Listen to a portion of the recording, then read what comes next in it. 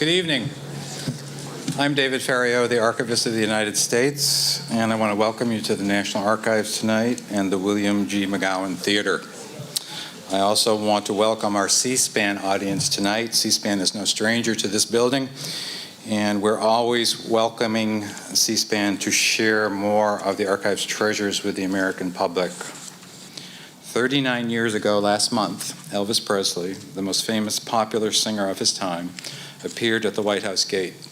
He handed the guards a handwritten letter addressed to the President of the United States, Richard Nixon, asking to meet with him. The letter was whisked inside the White House, and within hours, the king of rock and roll, as Presley was known, and the leader of the free world, as all presidents are known, were meeting in the Oval Office. The official White House photograph of Richard Nixon and Elvis Presley in the Oval Office is one of the most requested images from the National Archives. And if you haven't visited our shop, either physically or virtually, I encourage you to do so, where you can buy your own reproduction of that in paper or on a coffee mug and in several different formats. That is archives.gov. Tonight, you'll hear about that famous meeting from two eyewitnesses. Our moderator for the discussion is Dr. Tim Naftali, director of the Richard Nixon President Library and Museum in Yorba Linda, California. Dr. Naftali came to the archives in 2006 as director of our Nixon Presidential Materials Project. Then in 2007 became the director of the library after it was transferred to the National Archives by a private foundation. Since then, Dr. Naftali has overseen the near completion of an archival edition and an increase in activity in public programs in that library. We have released nearly 400 hours of Nixon tapes and more than 200 pages of Nixon textual material. He's conducted 126 video oral histories and has nearly completed the installation of a new exhibit on Watergate based on those oral history accounts. And he has managed the library through 2 earthquakes and a major fire. Before coming to the archives, Dr. Naftali taught history at several universities, including the University of Virginia. There, he was also director of the Presidential Recordings Program at the Miller Center of Public Affairs. He appears frequently in major print and broadcast media and has authored or co-authored 4 books, including Khrushchev's Cold War, The Inside Story of an American Adversary. In his most recent book, George Herbert Walker Bush, appeared in 2007. Dr. Naftali holds an undergraduate degree in history from Yale, a master's degree in international economics from Johns Hopkins, and a master's and doctorate degrees in history from Harvard. And now I turn the program over to Tim.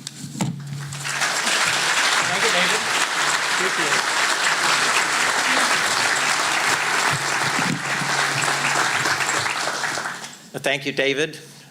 David Ferriero has been with us a few months and has made a great change, and we're pleased to have him at the National Archives. Welcome to Yorba Linda. It's much warmer here. Actually, this is an away game for me, and I'm awfully cold. First of all, please join me in welcoming Eagle Bud Krogh and Jerry Schilling. Gentlemen.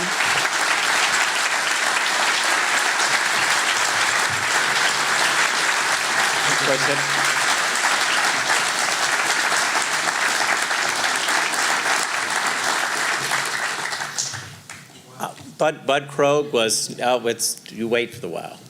Bud Krogh was deputy to the counsel to the president. He oversaw the war on drugs and also the District of Columbia. He is perhaps the man most responsible for getting metal detectors into American airports. Yes. Sorry about that. He is now. Seemed like a good idea. It was a good start. Yeah. And Bud is now associated with the Center for the Study of the Presidency and Congress. That's right. Jerry Schilling was a close friend of Elvis Presley's for 23 years, and he worked for him for 10. He's also a veteran of the music industry. And you're about to find out that these men are both superb raconteurs. So we're going to start now. Thanks. Jerry, set this up for us, okay? Because you're in Los Angeles. Right. You're not working for Elvis anymore. No. Okay? It's 1971. Yep. What is Elvis doing flying by himself with a credit card? I didn't have a clue. I mean, I was asleep. And I get this call, hey, and I go, who is this? He says, it's me. So I knew it was Elvis. And I said, where are you? And he said, I'm at the airport. He said, could you meet me at the airport? He was either in Dallas or I didn't know where he was. And I said, well, who's with you? Elvis Presley always traveled with an entourage. And he said, nobody. And he said, I don't want anybody in the world to know where I am. And he started giving me his flight numbers and what time he was coming in, things that Elvis Presley never did. So that was the start of me picking him up at LAX on a Saturday night about 1:30 in the morning. Of course, the next couple of days were quite interesting. Well, now, he calls you, and he wants you to pick him up at the airport. Yes. Now, how often did Elvis travel alone? Well, this was the only time in the 20, it wasn't 23 years then, but this was the only time in the 20 years. Not only not alone, but usually, 5 guys at minimum, He's never bought an airline ticket. He's never, we had to say, Elvis, it's time, we got to get to the airport, or, whatever it was. So he was on, I didn't know what mission he was on. I'm not quite sure if he knew to the extent of the mission he was on, but he was on a mission. So, and you he's also running away from home a bit. He's only got one credit card. Yes, and Elvis has been known as a quite generous guy, and after I met him at the airport, I found out the next day, as when I realized late at night, almost early morning, that I was the only person in the world that knew where Elvis Presley was. I couldn't go to sleep, So Elvis goes to sleep, and the next day is Sunday, and we get up and we have coffee at his old home in LA. And it was just 2 friends really catching back up. And in that conversation, he had told me, he said, I really got mad at Graceland. And he said, people were telling me how to spend my money. He was buying a lot of gifts. I mean, Vernon Presley and Priscilla Presley were only kind of looking out for him. And I think when the Colonel got involved in it, Elvis just went, whoa. I think he got in his car.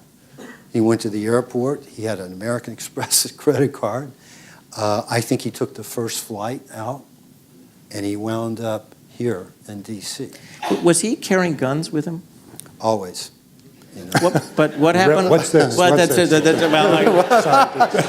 thought since I'd raised the metal detector issue, what did he tell you about? He was inspiration for Bud. Oh, geez. But what happened on the plane? Well, as I learned too the next day, when he got to Washington, he checked into the Hotel Washington, and then I don't think he knew, well, what do I do now? So that's when he called me, went back to the airport, went through Dallas, and got in touch with me. But he said what happened is he was really upset about people telling him how to spend his money. I didn't know he had gotten to Washington until the next day. But what happened is when he changed planes in Dallas, he said there was this smart aleck little steward with a mustache that came up to me and said, I couldn't, imagine this today. Imagine this today. Yeah, Came up to me and said, you can't carry your guns on the plane. Now, Seems reasonable to me. She didn't do anything wrong. Now, in all due respect and credibility to my friend, he did have concealed gun permits. He did. He had been collecting badges. We had gone to rifle ranges. There had been threats on his life, and we were, including myself, we could carry concealed weapons. Anyway, Elvis got very upset, stormed off the plane, and the pilot came after him and said, "Mr. Presley, it's okay. You can carry your guns." That probably wouldn't happen today. Well, he only had 3. You only have You only had well, three. Oh. Okay, so when did it become clear to you, this is we're in Los Angeles, Yes. you picked him up, that you're going to go to Washington with him? Well, Tim, as you said, I wasn't working for Elvis. I had worked a whole year at ABC television in a basement after quitting working for Elvis Presley, trying to get in as a film editor. I was an apprentice, and I just got this job at Paramount Studios. And so after this nice talk on Sunday that Elvis and I had, and he said, it was around sunset, and he goes, "You know, Jerry, I need you to come to Washington with me." And I go, "Elvis, I can't." I said, "You know, I've worked this whole year, as you know, to get into Paramount. I got to be at work in the morning."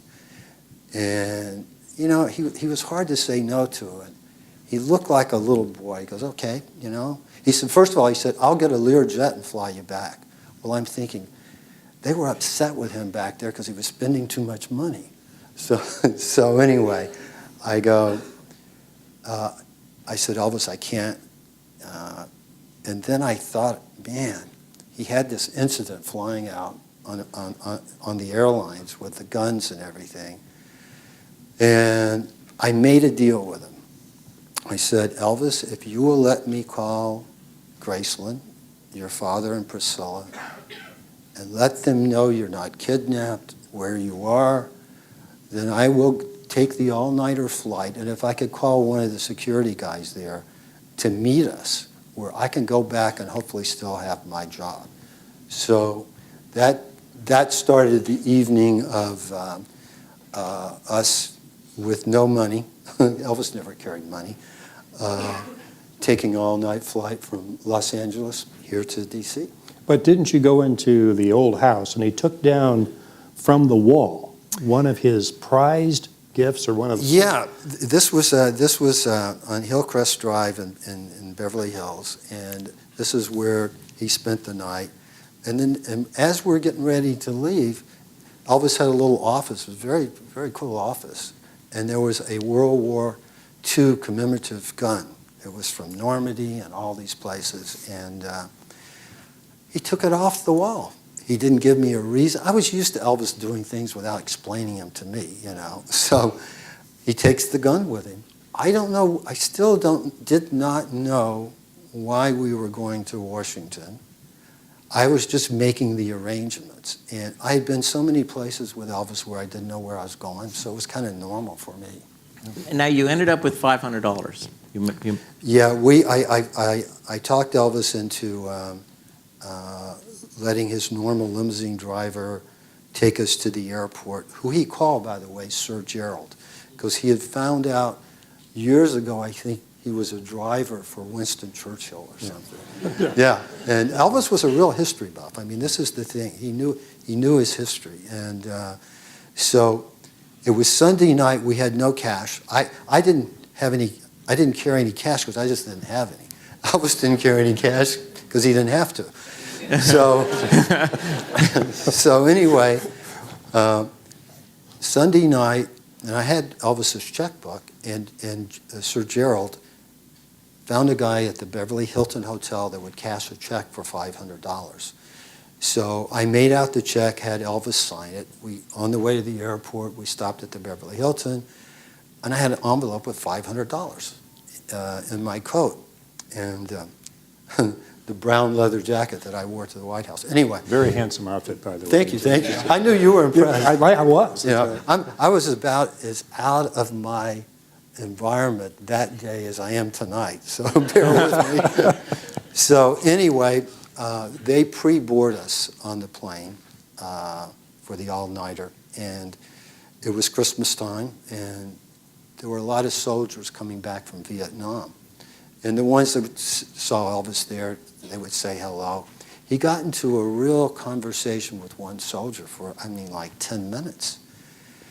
And he comes back to me, and I'm sitting in the window seat, and he's here, and he goes, "Where's that money?"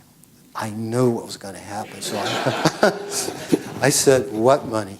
And he goes, the $500. I said, Elvis, we're going to Washington. That's all we've got. He said, you don't understand. This man's been in Vietnam. He's going back home for Christmas to see his family. He gave me the entire $500. So. Then you find out about Senator Murphy. You know, I'm trying to think how the introduction was made. I don't know if you know. I don't know. All I know is Senator Murphy was on the plane with us. Of course, he was in coach. We were in first class. Now I'm on government money now. I'm on coach now coming here. So, but anyway, we had met when Murphy came on. I don't know if it had been from the guy who set up the meeting that Elvis was having with John Finlater at the Bureau of Narcotics and Drugs. Dangerous drugs. So, but when we were on the flight, about halfway through, Elvis went back and talked with Senator Murphy. And when he came back, he sat down next to me, and I had never seen Elvis Presley write a letter. And he had only written 3 in his life at that point. That's when he was in Germany in the Army. So he said, do you think they have any stationery on the plane? And I said, well, you know, let me find out. And I asked the stewardess, and she brought us some American Airlines stationery. So I'm sitting here, Elvis is over there, he's writing a letter, you know, and I respected his privacy. I wouldn't look, I didn't say, what are you writing a letter about? What's going on? I'm still figuring out how I'm going to get back to my job without losing it. And he finishes the letter and he goes, Jerry, would you proofread this for me? And I said, yeah. And I'm reading this letter. Jerry, while you tell us that, why don't we look at the first page of that letter? Oh, okay, yeah. There's the American Airlines stationery. There it is, What was yeah. your reaction when you read this letter? I got to tell you, I was pretty impressed. I mean, I knew Elvis so well, and I knew where his heart was, and there was obviously some grammar that could have been corrected, but I thought, you know what? This is a letter from a guy who experienced the real American story, from poverty to being probably the most famous guy in the world, who was writing a letter from his heart to his president. And I said, you know, Elvis, I think you should send it just as it is. Yeah. Now, was it clear to you when you read it that Elvis wanted to meet the president? Yeah, because he stated to him inside that. That's the first I ever heard of that. I didn't know why we were going back to Washington.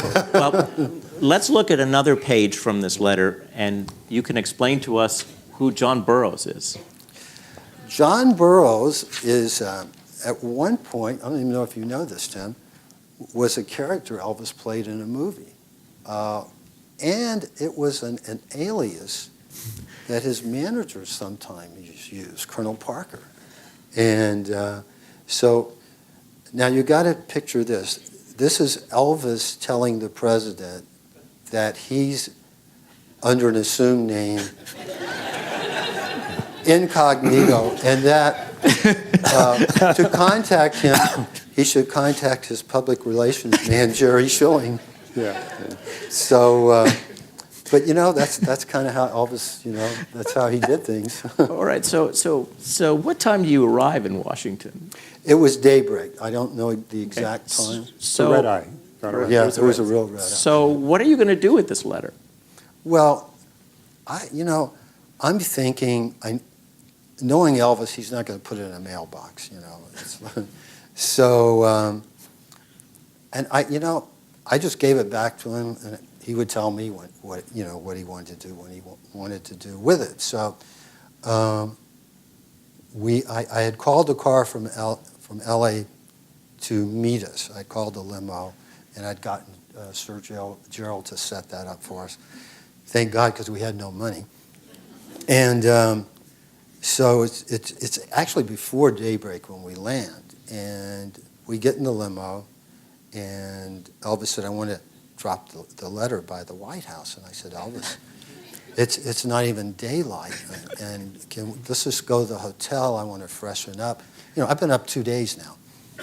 And he said, no, I really want to deliver this. I wanted to be there first thing Monday morning, which it was. Yeah. So we're driving up to the gate. Bud, which gate is it? The Northwest Gate. Northwest. I always want to call it the West Wing or something, but it's the Northwest Gate. So he said, you just stay in the car. I said, fine. So Elvis gets out of the limo, and now it's starting to become dawn. What is he wearing? You've got to set the scene for us. He's wearing a he's wearing a kind of cape coat. He's got a cane. Actually, his hair was a little longer even than normal for Elvis. And, you know, for that time of the morning, it was kind of a Dracula look. You know? And, so he gets out, and the security guards at the Northwest Gate, I see this is not going well. So I jump out of the car and I say, gentlemen, please excuse me, but this is Mr. Presley who just wants to drop a letter off to the president. And they really warmed up and they said, you know, a senator's coming up at 7, and Mr. Presley will make sure that your letter is carried up and to be delivered to the presidency, to the president. And so we got in the car and then we went to Hotel Washington. But when do you hear about the letter? Well, first, I just want to say, Tim, that it's a delight to be here today. And Jerry, we haven't seen each other for 39 years since that day. Yeah. And I'm just, it's just great. Oh, my God. It's just, I mean, talk about instantly liking somebody when I met Jerry, and vice versa. And I will just tell you what happened, because I came in a little bit after the letter arrived, because we started early in that White House. And I was sitting at my desk, and I got a call from Dwight Chapin, who is the president's scheduling secretary, and who I think we have to acknowledge tonight as the visionary for putting this whole thing together. That's true. Dwight Chapin at 7:15 in the morning is a genius. Yeah. So I mean, so he called me up around, 7:30, 7:45, and he says, Bud, the king is here. And I looked at the president's schedule and said, what king? There aren't any kings on the schedule here. What are you talking about? He said, no, not any two-bit king. The king of rock, Elvis Presley, he's right here. I said, Dwight, come on, it's going to be a long day, 4 days before Christmas. He said, no, I'm reading this letter. He said he wants to meet with the president, and he wants to help on the drug program, and that's what you work on, because one of Dwight's jobs was to help get people in the policy area involved. So he said, I'll send the letter over to you. You can read it and tell me what you think. So White House messenger brings it over with a little red tag on it, and I start reading this letter, and I said, no, Dwight, you're really good. Now, full disclosure requires me to tell you that I belong to a group of 8 guys who play practical jokes on each other in the White House every week. And this was my turn to have one played on me by Chapin. So I figured, okay, well, I'll go along with it. I'll read this letter. And as Jerry said, towards the end, it said, I'm staying over at the Washington Hotel under the name of John Burroughs. Would like to see you and the rest. Well, I read it and I figured, what do I do with this? Well, I'm going to try this out. So I called over to the hotel with the numbers that you can see on the screen. Private and confidential. We're good at that stuff. Yeah, it's a secret. You can only get to me. You can only get to you. And I get Jerry answers the phone. I said, my name is Bud Krogh, and I have this letter here from Elvis Presley. I'm laughing on the phone because I'm expecting to be talking to Dwight's daughter, who's all part of it. And he said, oh, yes, Mr. Krogh, yes, that is one of the letters Mr. Presley has written, and we would very much like to see if we could arrange some kind of a meeting with the president. Well, I'm still thinking, all right, so he got an impersonator of an aide to take this, and this is still Chapin's joke. So I said, look, why don't you come on over to the White House, and let's talk about this. Because normally when you're responsible for a meeting with the president, you sort of like to know who's going to go into the Oval Office. So they said, oh, well, we'll be right over. Now, I think maybe a little time had elapsed from the letter's delivery through the guard at the Northwest Gate to Chapin's office to me, reading it, talking it over with my hours at least. astounded staff. Did you expect to hear from the White House? Listen, Elvis went to a meeting, which I'd never seen him in a meeting either. And he had left me a phone number and said, you stay here and wait for the White House call. I read a lot of Howard Hughes books where he left people in hotels for like a year. He ended up staying there himself. Waiting for the same guy.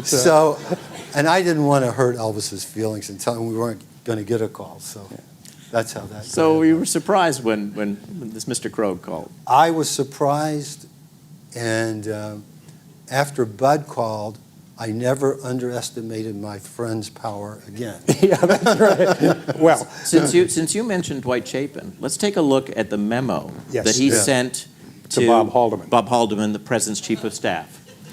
This is the memo suggesting, offering the option that the President meet Elvis Presley. The most interesting part of the memo is page 2. Let's go to page 2. Do you see the writing? You must be kidding. Isn't that great? That's H. That means he actually said go ahead, and that's what led to. That's right, and where he said that he wanted the president to start meeting young people, and let's begin with Elvis Presley. Let's start with the most famous man on the planet, so let's do that. And then Bob wrote, "You must be kidding," but you see his big H there, approving the meeting. So we had a go-ahead, but now this came a little bit after I had this audition meeting with Jerry and Sonny West. And one thing you might tell us a little bit is, when did Sonny West join the mini entourage that came? Well, when I had made the deal with Elvis to have security from Memphis meet us where I could get back to California, when I called Elvis, who was at Findlater's office, to tell him that you wanted to meet about the meeting with the president,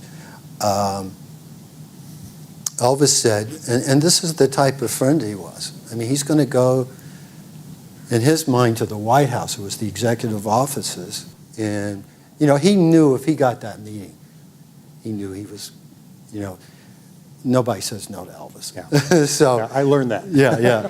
So what happened is, he said, Jerry, go outside in front of the hotel, and I will swing by and pick you up on the way. And that's, he included his friends and everything. As I was waiting and I saw the limousine coming, I saw Sonny getting out of a taxi, and I said, Sonny, put your luggage with the bellman. We're going to the White House. So that's how Sonny got involved. So how did the audition go? Well, the audition went splendidly. I mean, I didn't know until I got a call from the Northwest Gate. This is now the old executive office building from the Guard. Right. And I still did not know you guys were for real. And I thought, well, it's going to be an impersonator. You still don't know. I still don't know. That's right. That's right. None of us are for real. Ooh. Anyway, so this guard said, Mr. Krogh, there's somebody here who looks surprisingly like Elvis Presley. And he's wearing an interesting outfit. They were tight-fitting purple velvet pants and a silk shirt open to the navel with a gold chain. And what do you want me to do with him, sir? And I said, well, bring him on down to the office. And they brought him on down. It wasn't until they walked into my office that I realized, oh my goodness, this is Elvis Presley. And my secretary's, Sandra Green. Oh, it is Elvis Presley. And then you all came in, and I will tell you, that was one of the most lovely half hours that I've had talking to you all and hearing Elvis talk from the heart about what his country meant to him. He sort of paraphrased the letter. I've gotten a lot from my country. Yes. I want to give it back. I want to help the country out. I can go into any group of people and be accepted by anyone. Yes. And he had put in the letter that he would like to be made a federal agent at large. We don't have federal agents at large. We got Secret Service agents, FBI, we got all kinds of agents, but not agents at large. But that didn't seem to me to be a showstopper. But I should also, full disclosure requires me to tell, I was the biggest Elvis fan in the 1950s. Never went on a date without him. That would say, so here he is. He's in my office with you guys, and I'm trying to justify, how do I set this meeting up with the president? Because you have to write a script of talking points. Yeah. And this was sort of a futile effort, but I mean, so I'm talking to him, thinking about it, what can I say? And I think you only stayed about a half an hour, and then I asked you to go back to the hotel. Right. And I said, we'll see if we can get the approvals. And this memo was sent in right after I'd had that audition. Dwight had already drafted up a lot of the content and the reasoning behind it by saying he's the visionary for this whole thing. So I called him over and I said, this meeting has got to take place. The president has never met anyone quite like Elvis Presley. Elvis hasn't met anyone quite like the president. And what I'm really saying is, and I want to be in this meeting. And And here's the memo that puts you in the meeting. Yes. It's good. You Yeah. see that? Participants, Elvis Presley, Bud Croak. Yeah, I wrote that. Doesn't actually doesn't say Richard Nixon. No. That's, he's a given. He's like the desk. No. I said no. I wanted to make sure that I would get in this meeting, and Dwight really wanted to set it up that way. So I drafted this up and put some ideas about how Elvis could help us on the drug program because we wanted some support from the entertainment industry.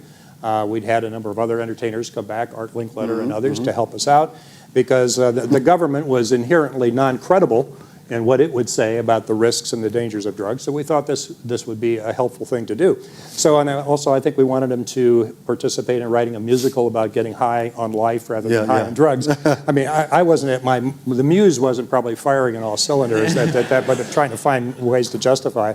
So anyway, I sent this over and then got the word back from Dwight that the meeting was on, that Haldeman had approved it. And now understand that this is all going over a 2 or 3 hour period.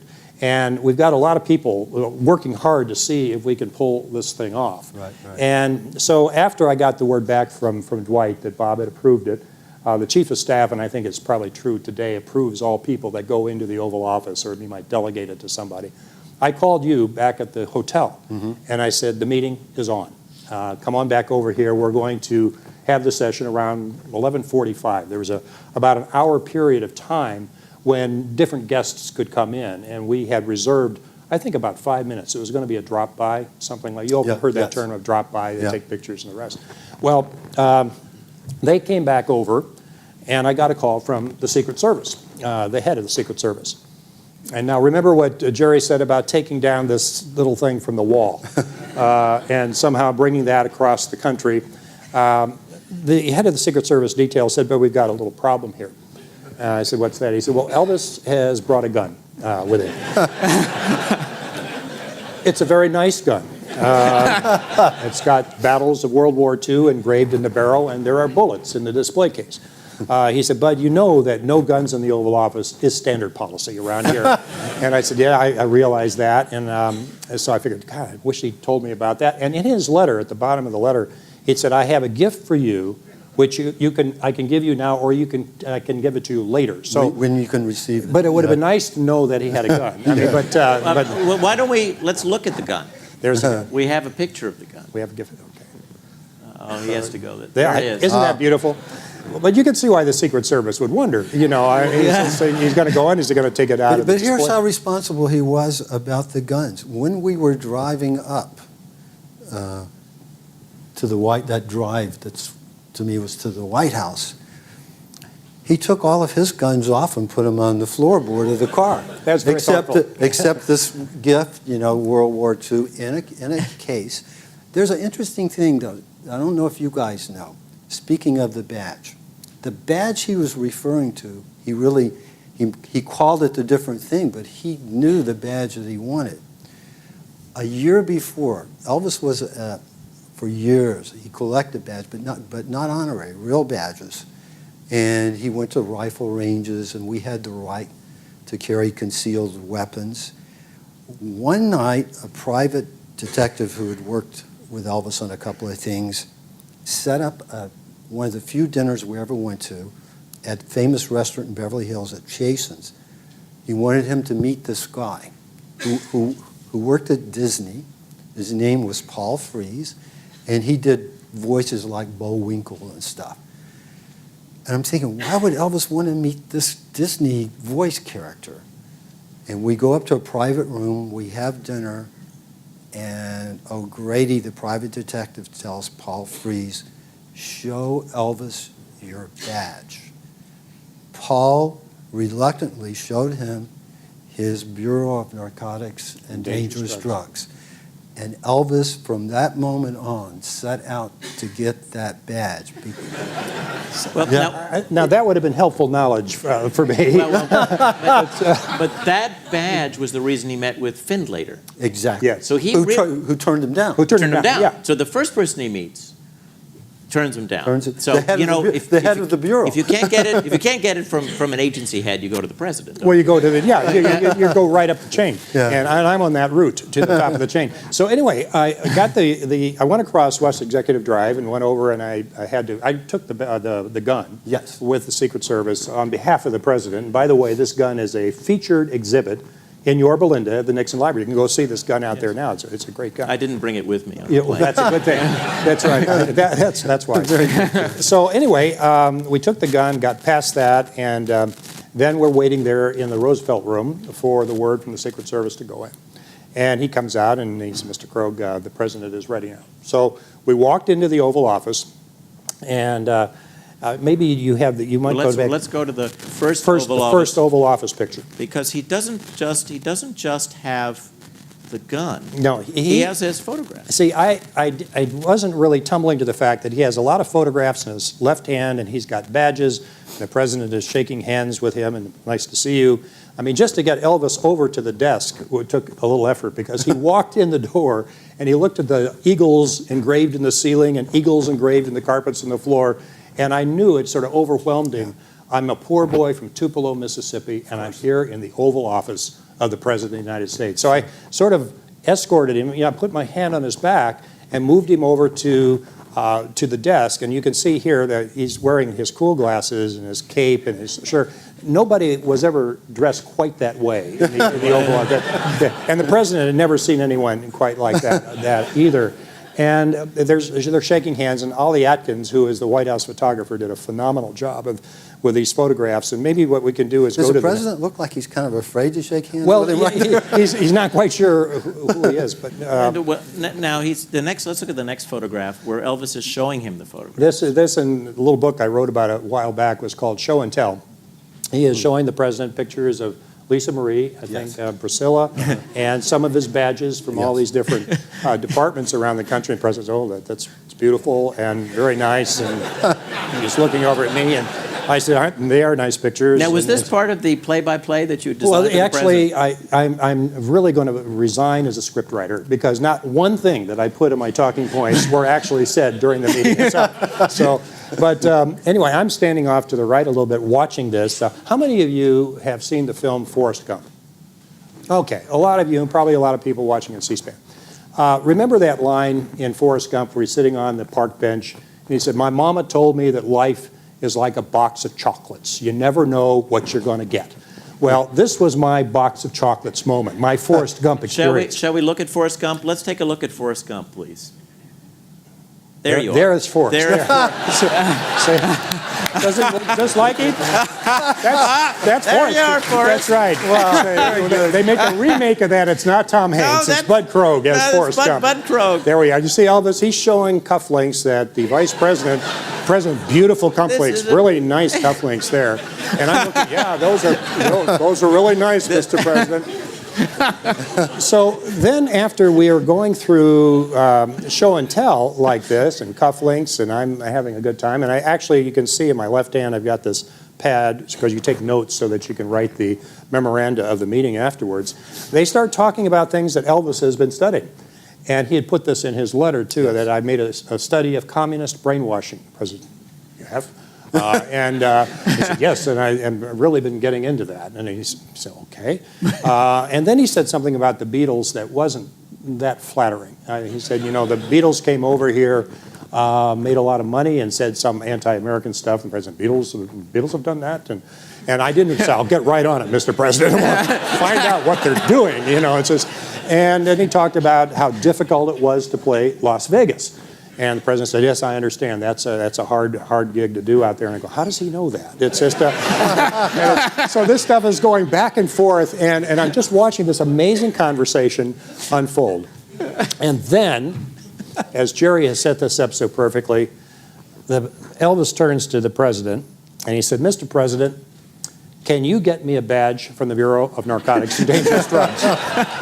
Now, I ask this audience, if you don't know the answer to that question, what is the right answer as the staff person responsible for the meeting? What should I have said? Anybody help me here? Oh, wait, no, don't. No, yeah, I'll look into it.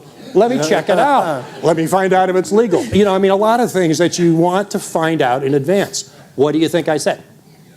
Mr. President, if you want to get him a badge, we can get him one. Okay? Exactly. So at that point, the president said, get him a badge. I want him to have one. Elvis is overcome, and he steps forward and he grabs the president. And he hugs him, which wasn't the norm in that White House. You know, it's just, and I'm watching this, probably the last meeting they're going to let me run around this place. You know, I'm out of here. And then after that, he turned to the president, and this shows what Jerry was talking about in terms of Elvis's loyalty to his friends. And he turned to the president and said, Mr. President, do you have time to meet my friends? It would mean a great deal to them. And the president looks at me and said, Bud, do we have time for that? I mean, already we are far beyond anything anybody thought about this meeting. And I said, oh, yes, sir, we do. He said, fine. So I went out, and I think I brought you guys back in. You did. You there was a phone call that the aide that stayed with us while you took Elvis in first, and he was explaining to Sonny and I how, you know, it was even above the president. It was a Secret Service thing, and the phone rang, and he got the call. The president wants to meet Mr. Presley's friends. Now, I have to interject one thing. Elvis did like the Beatles. Oh, good. Now, this is helpful. BBC will want to know this. Yeah, he did. Elvis, if you look underlined, was trying in his mind to say everything to President Nixon, because the government was after John at the time, and the sleep-in and all that kind of stuff. He was trying, and he brilliantly did, get the president to, he was relating to the president on his level, he saw. That's why. He recorded 3 of their records. Yeah, but he loved the Beatles. That's right. He loved the Okay. Beatles, yes. So anyway, then you might go on to the next. Let's go to the picture. Next picture. When the friends come in. And the friends come in. There they are. There's your cool leather It's a jacket. very nice Isn't jacket. that cool? Which one am I? Oh, yeah. Yeah, you're next to Elvis right there between right. Sonny. And Sonny is wearing his dashing black tie suit and shirt, and he was just out at the library, wasn't he, Sonny West, just about 2 or 3 months ago? Oh, good. And you've been invited back. I found that today. Oh, so they want you really? to come back.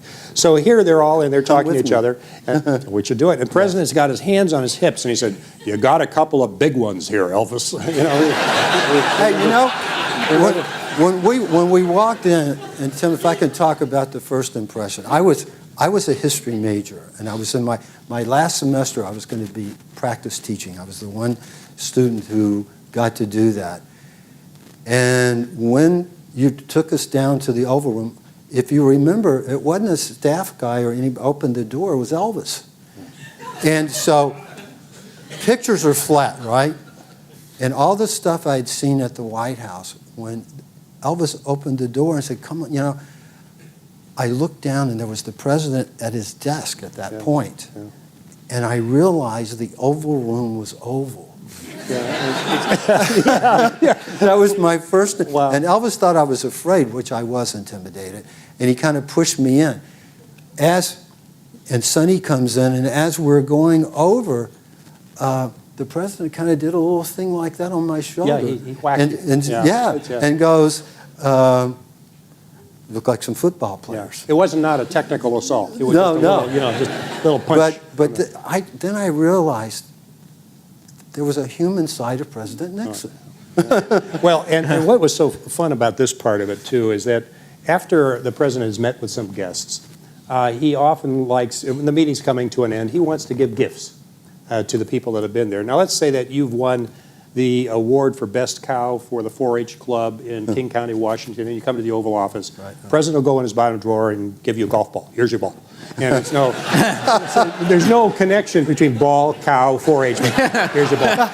But it's nice and it's cheap. Now, this is one of the most abiding memories that I have of this entire episode.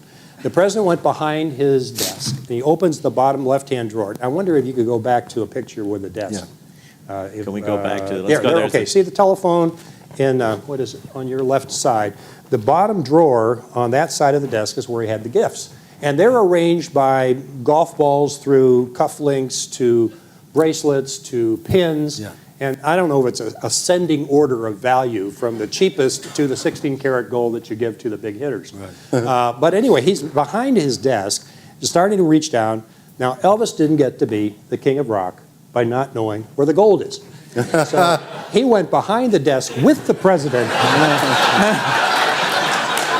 The KGB can't do this, you know, but Elvis Presley is diving into the president's drawer, and the president's looking at me and he's cleaning me out. He's going back in. Now, I mean, you saw this whole thing, and remember what he said. Remember, Mr. President, they have wives and sweethearts. Yeah.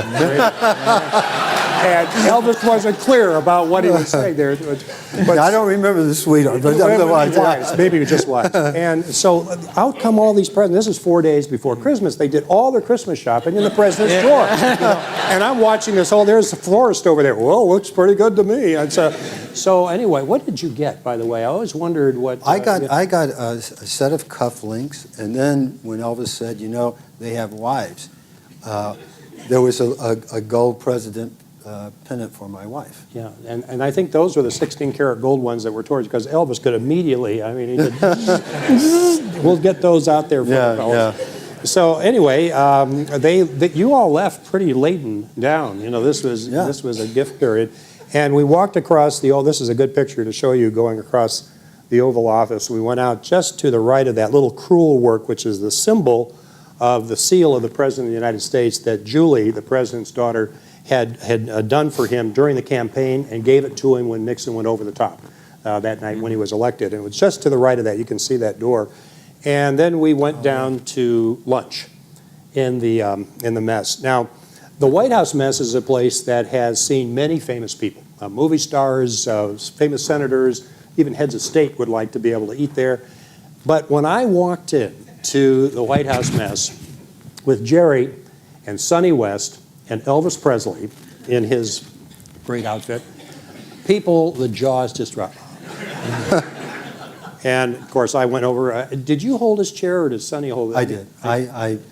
I was so proud of him at that point.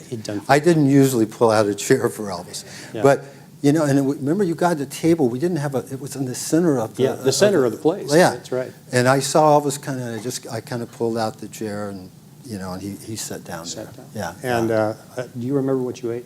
God, no. I don't either. Always a cheeseburger. I've been up almost 3 days now. That's right. So we had a great lunch together.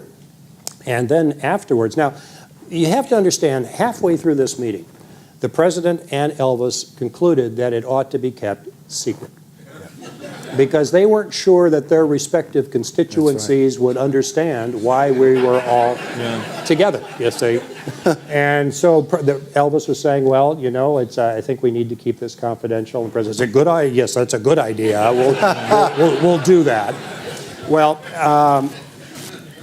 after lunch, I called John Finlater over at the Bureau of Narcotics and Dangerous Drugs. And this decision to give the badge was not my finest hour. I just want you to know. I just said, yes, I went along with it. I should have thought it through. But I said, John, the president has decided that he would like to give an authentic badge to Elvis Presley. And John Finlater's response was, well, I guess it's not so bad to be overruled by the president. He had given the correct answer before. Right. And so he brought a badge over after lunch. And that's why we had lunch, because Elvis was not going to leave. To leave without it. Yeah. That's right. Got that right. Could we see that badge, please? Yeah. Let's take a look at the badge. There it is. There's the badge. Yeah. That's a beautiful badge. It's the real I wish thing. I had one. It's So he brought that badge over, and you did leave with that. Now, when I said it was secret not just for a week. It was a secret for 13 months. Is that amazing? Now, here's the way Washington works. Some people will write memoirs, and somehow those memoirs, those drafts, might get into the possession of an investigative reporter. Jack Anderson was a very popular, how many remember Jack Anderson? Oh, you all do, merry-go-round. Merry-go-round, you turn to that first. And there was a story that came out on January 25th, 1972, and I will get, you can't see this, I don't think we have a slide. Presley gets Narcotics Bureau badge. Now, this is not exactly a hot news story. This happened a year and a month earlier, but Findlater's memoirs had gotten to Jack Anderson. And it was like, he got a narcotics badge? What's this all about? And I wondered how he got it. That's how he got it, Yeah, from amazing. John Findlater. And then John Findlater's memoirs, he describes the first meeting that he had with Elvis, and then my call later on. John and I were good friends, and I felt badly about really making the call, but not so bad. No. Not so bad right now. Jerry, could you tell us, you got a bit of a tour of the White House. What did Elvis say when he saw the Situation Room?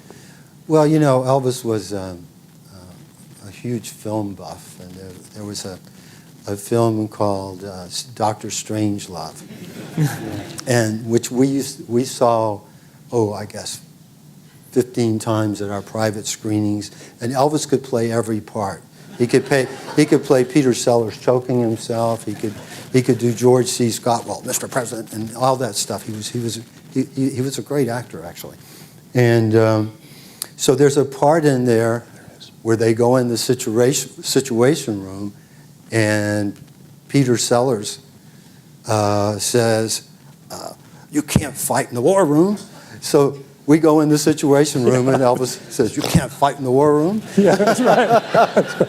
He had a great sense of humor too. He did. I think we can see an image of the Jack Anderson There it is. article. Oh, is it not? Let's maybe we'll. I'm looking at it, but I'm not sure. We're looking at it. Oh, well, Wait it a is. minute. Presley gets Narcotics Bureau We have badge. everything at the National Archives. You guys are amazing. Where did you get that? That's amazing stuff. So and you know, when you have a meeting like this occur, I thought, all right, it's a great meeting. It's secret. I didn't say anything to anybody. Now imagine this: the King of Rock comes to the White House in the morning, and we weren't secreting him through tunnels or anything like that. I mean, we were moving him through the Roosevelt Room into the Oval Office. Afterwards, we went down the halls, and Elvis was friendly with a lot of the employees. He kissed a couple of the girls. Kissed a couple of the girls. Yeah. So it's and they remembered that, and so it was something where to keep that confidential is almost, I mean, it's incredible. How could that happen? Top secret material floats out of that place every day, you know. But having this man come in with you and with Sonny and have that be kept secret for 13 months was incredible. And I think that's what really piqued Jack Anderson's interest. Did you get special bragging rights in the Nixon White House because Absolutely. you had met? Oh, Elvis? and I have just, you know, I've milked this as much as possible. But, We still are. Yeah, that's right. That's right. 40 years later.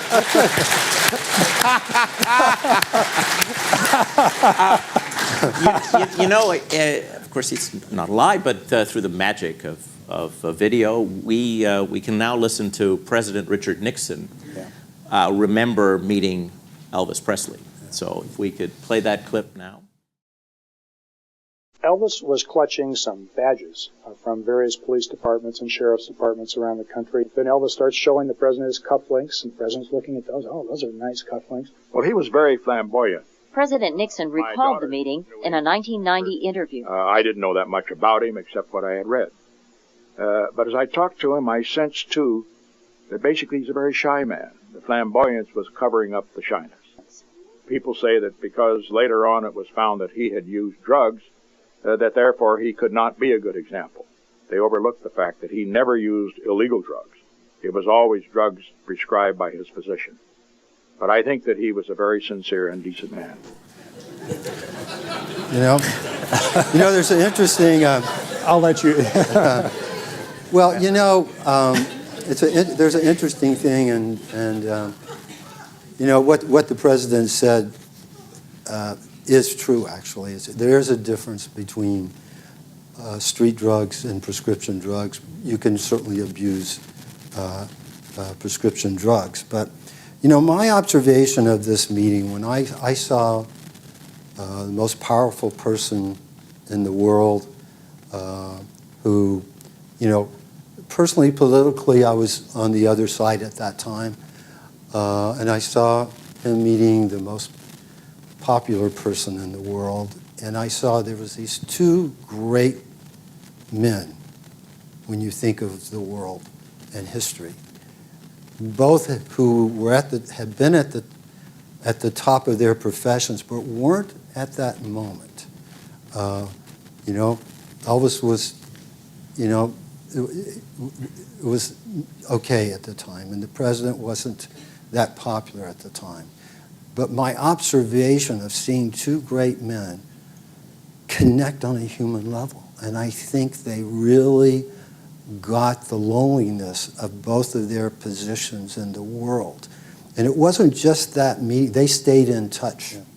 And I admired, first of all, if there was ever an American story, that was Elvis Presley. We grew up in North Memphis, poor section. If you ever saw a movie called Hustle and Flow, that's where Elvis and I grew up, and Sonny. And here we were in the Oval Room of the White House with the President of the United States, and they really had a human, the President got, as you did in the pre-meeting, got what Elvis's intentions were. Elvis, he in his own way understood a certain amount of the pressures of the presidency. And it was a real,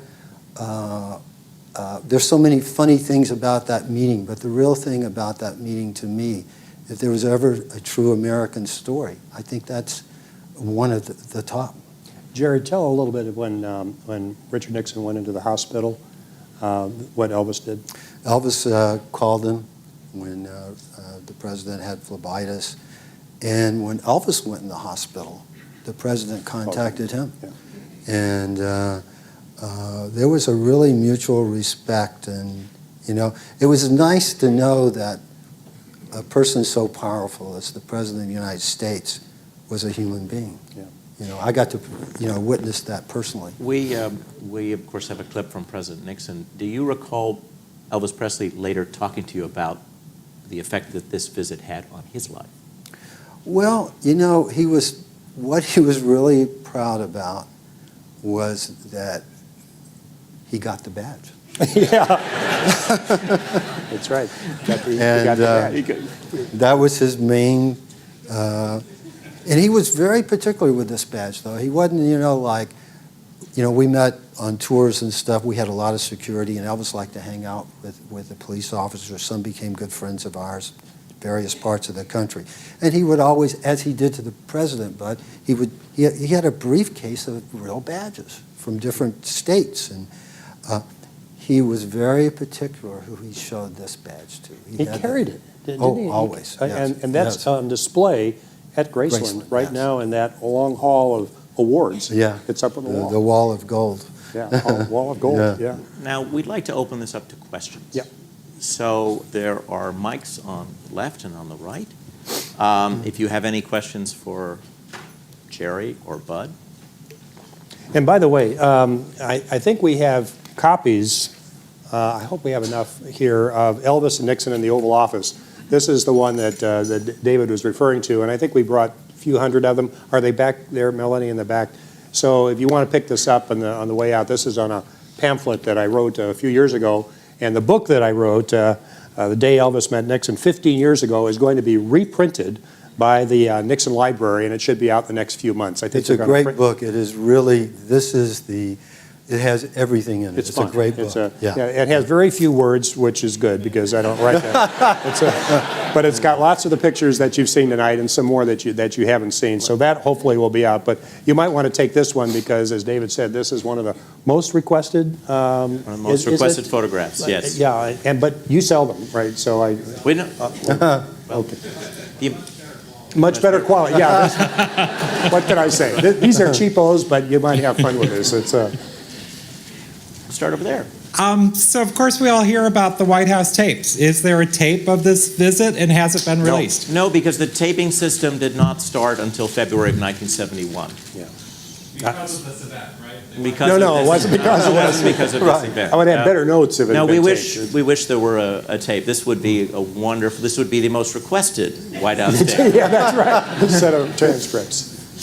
In the video clip with the president, he said he only knew about Elvis what he had read, and I had heard that he really didn't know very much about him at all. Can you comment on that, Sherry? How? I think Bud. Or Bud? Yeah. Well, I think, he was very much in tune with, I think, Americana, what was going on. He certainly knew who Elvis Presley was. I don't know whether he followed the career completely, but he certainly understood his place in American culture, his importance. I think Haldeman understood that. I think, obviously, Dwight Chapin, who conceived this whole thing, this would not have happened without Dwight's foresight and vision. But I think that the president was aware of it. But I don't think he played the tunes at night. He played Rachmaninoff. Love Me Tender, and a few others would have been good. But, Sir? The question for Jerry, just wanted to know if you had any insight or details of the logistics of Elvis leaving Memphis and his first trip to Washington, as far as, it's mind-boggling to think that Elvis gets on a plane in Memphis, comes to Washington. If I was walking through the airport, I'd be standing there probably still just staring and waiting for Elvis to do or say something. But as far as him arriving in Washington and checking into the hotel, did he give you any details as far as anything happening, his taxi ride, I'm just curious if you had any details on that. There was a couple of details. One was, what I'd mentioned earlier about the flight coming back to meet me and the gun situation. But there was, to tell you what a great actor Elvis was, there was a situation where on that first trip, as the car was taking him to the hotel, he stopped at a donut shop. And Elvis, he didn't care where things were. It wasn't in a really good neighborhood, and it was predominantly a pretty rough place, as I found out later. He was just telling me he stopped at this donut shop, and he had all the jewelry on, the rings and everything. And so these kind of Superfly guys were going, "Hey, man, that's some really nice jewelry." And Elvis, he goes in his boot, pulls out a little snub-nosed gun and says, "Yeah, and I aim to keep it." And they all laughed. Now, how good an actor he was. There's a famous author named Peter Geraldnik, who is the best music author. He's searching for Robert Johnson and everything, and he did Last Train to Memphis. And as I did 11 years of interviews with him for these 2 books, he kept calling me back and saying, "Now, how were you at the donut shop when this happened?" Because and I kept telling him, I don't know, but and Elvis had told that story so much. This was before he came and got me. I thought I was there. So I had to rescind my thought about being there. Sir? This question is for Jerry. Was the soldier that you guys gave the money to on the plane, was he white or black? God, we didn't really think in those terms that much, actually. I had heard both. I don't really remember, and I don't know. That'd be interesting to know. Yeah. The house that... It wouldn't have made any difference to him. No, it wouldn't have made any difference. The house that Elvis met you at, was that a gift to you from Elvis? No. This was his house on Hillcrest. It was worth a few $1 million. He bought me my home in 1974. I live up in the West Hollywood Hills, and for no reason, nobody knew it except the inner circle. And Elvis had known that I had lost my mother when I was like a little over a year old, and just out of the blue, he said, "You never really had a home. I want to be the one to give it to you." And so I still live there. So, but that's the type of real person he was. Thanks. Sir? Mr. Schilling, Mr. Crow, I'd like to thank you very much for coming to Washington to tell this story. And you've talked about, in this meeting, we saw the human side of both President Nixon and Elvis Presley. And I don't mean this to be a hostile question, but more of a sympathetic one.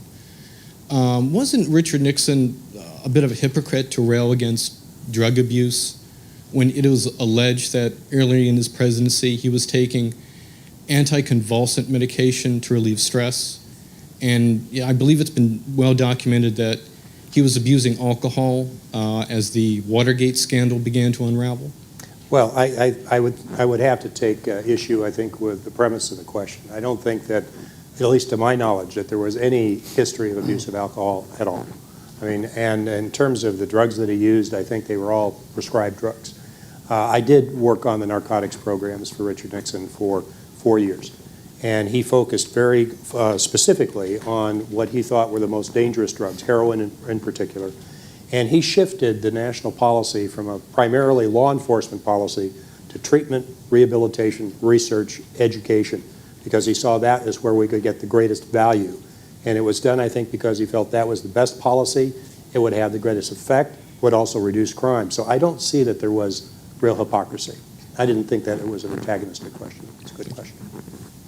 Well put. Well put.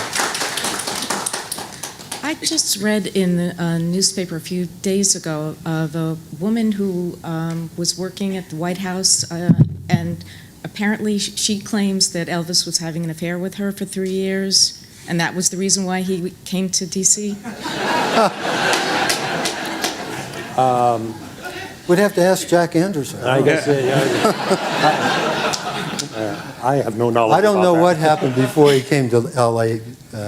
To meet me, so I don't know what his intentions were coming here originally. I don't know, but we did have a friend in Washington that we had met in Vegas, two sisters, and that's probably where that came from, because she had worked with the government as well. So that never got to my office. And he never mentioned that to me, and I spent 3 days with him. I mean, he told me everything that had happened. But I don't, you know what? I don't remember him mentioning that at all. Thank you. Yes. This question is for Jerry. I understand that 10 days after his White House visit, Elvis was in Washington and toured the FBI headquarters and wanted to meet with J. Edgar Hoover, who was on vacation at the time. Do you know anything about this? Did he stay in Washington the whole time? Did he fly back to Memphis and fly to Washington again? No, after we left, he personally, in the car, dropped me off at the airport where I could get back to my job. And then he and Sonny took another commercial flight back to Memphis. I think in his excitement about the visit, and we had a good friend, Bill Morris, who was the mayor back there, and he was the one that got Elvis as one of the 10 outstanding young Americans, which Elvis mentioned to the president, who was one of those as well. Then Elvis, and I'm back in L.A., but he did make another trip and brought Bill Morris and a couple of people, and he did not meet Hoover. It was a lot harder to meet with J. Edgar Hoover than with the president. I can vouch for that. I was the liaison. Thank you. Yes, ma'am. Sir. I'm just wondering, did you get to keep your job in L.A.? You know? And how'd the explanation go? Great question. That's great question. I did keep my job in L.A., and there was no way I was going to tell them the truth. They would have never believed it. They would have fired me, So I just reported I meant to call. I was sick, and I worked there for another few months, and then Elvis. He liked the way I'd set up things with you and everybody, Bud, and he had told me on the way to the airport that he wanted me to come back to work for him, and if I did, then I could be an editor on his films. And I didn't answer him. And then I get in the mail business cards. Jerry Schilling, personal public relations to Elvis Presley. And I thought, you know, if he wants me to come back this bad, and I did love working for him. A few months later, I quit Paramount and went back to work for Elvis. I don't think there are any other questions, so do you have some final thoughts? Well, I just like to say that the story probably it doesn't have many redeeming, scholarly, literary, historical, philosophical importance.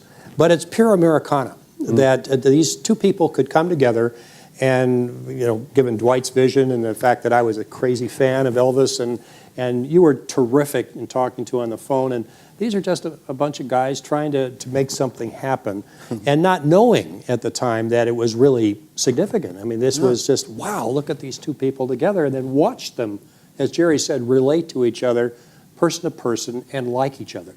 And in the book, you know, what we tried to do is show some of the parallels. They came from absolutely dire poverty and rose to the pinnacle in their particular professions. And what did it take to do that? I mean, the drive and the talent that Elvis had, that voice, and Nixon's drive, and there are a lot of similarities in the way that they lived. Their mansions and their gestures, you know, Elvis with the guitar and Nixon, you know, he had his, and it was just a beautiful thing to watch, and you don't want to overstate its significance, but it's really part of our country, that you can have somebody like Elvis come in and meet the president, have them relate to each other in a very positive way, and be kind to each other, and then want to follow up. I love this story, as you can probably see. Yeah. Jerry? Well, God, you know, there's so many thoughts that go on my mind. I guess to sum it up, to be able to have a friend like Elvis Presley, I could have never dreamed of as a young child, and to live in a country that something like this could happen. I've been very fortunate and very proud to be here at the National Archives. It's a wonderful feeling. It's almost intimidating, and I don't think an experience in life, these experiences that I got to have because of my friend, and certainly this historical one, life doesn't get much better, and thank you guys for being here too.